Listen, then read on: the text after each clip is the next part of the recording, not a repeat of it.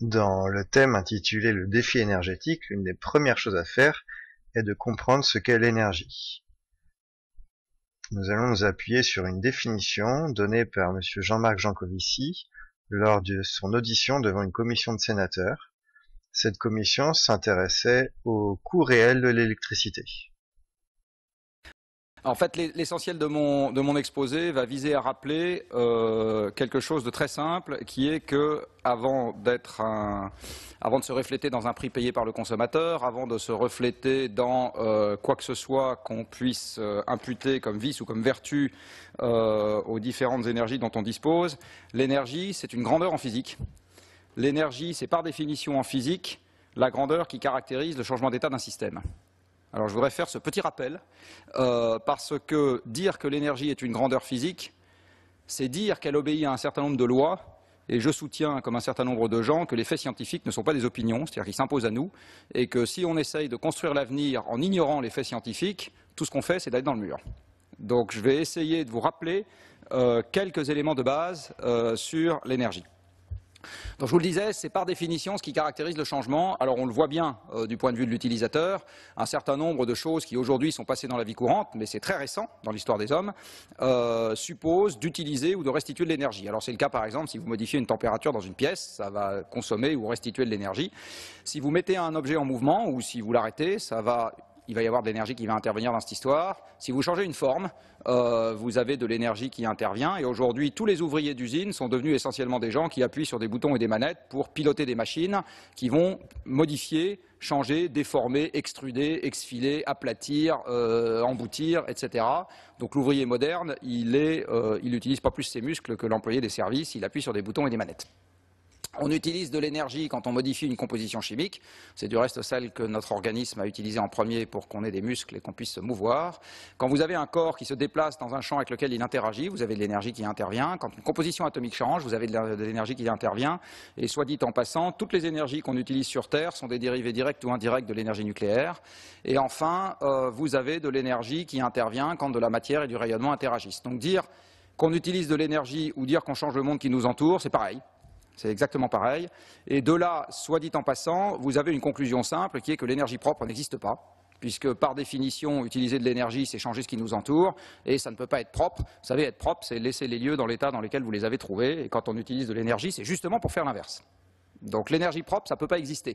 Ce qui peut exister, c'est une énergie dont les bénéfices sont significativement plus importants que les inconvénients, ou l'inverse. Mais une énergie propre, ça n'existe pas. C'est juste une affaire de chiffres. Comme c'est une grandeur en physique, c'est juste une affaire de chiffres, tout ça. Cet extrait contient de nombreuses informations quant à la définition de l'énergie. L'essentiel à retenir est que l'énergie est une grandeur physique que l'on peut mesurer, qui exprime le changement. L'énergie existe sous différentes formes. Nous allons en citer quelques-unes. Celle à retenir en première L et ES. Pour des élèves de première S, il existe des nuances, mais nous ne rentrerons pas dans ces détails-là. Alors, quand un objet brille, émet de la lumière, comme le soleil ou une lampe, on parle d'énergie rayonnante, donc qui est liée à la lumière. Quand on va brûler du bois, ou du pétrole, ou du gaz, ou du charbon, ou bien quand des espèces chimiques présentes dans une batterie va produire de l'électricité, eh bien, il se produit à chaque fois une transformation chimique. L'énergie mise en jeu est de l'énergie chimique. Quand un objet se déplace, ça peut être une personne ou une voiture ou de l'air, donc on obtient du vent, eh bien, l'énergie liée au déplacement est qualifiée d'énergie cinétique. Quand un objet est situé en altitude, alors ça peut être le cas d'haltères qui sont situés au-dessus de la tête d'un haltérophile, ou bien de l'eau qui est stockée dans un lac en altitude grâce à un barrage, on parle d'énergie de pesanteur. L'énergie cinétique et l'énergie de pesanteur peuvent être regroupées sous un terme plus général qui est l'énergie mécanique, mais dans un souci de précision, on essaiera à chaque fois de préciser énergie cinétique ou énergie de pesanteur. Quand un objet est chaud, il possède de l'énergie thermique, donc qui est liée à sa température. Enfin, dans le noyau d'un atome, on trouve de l'énergie nucléaire.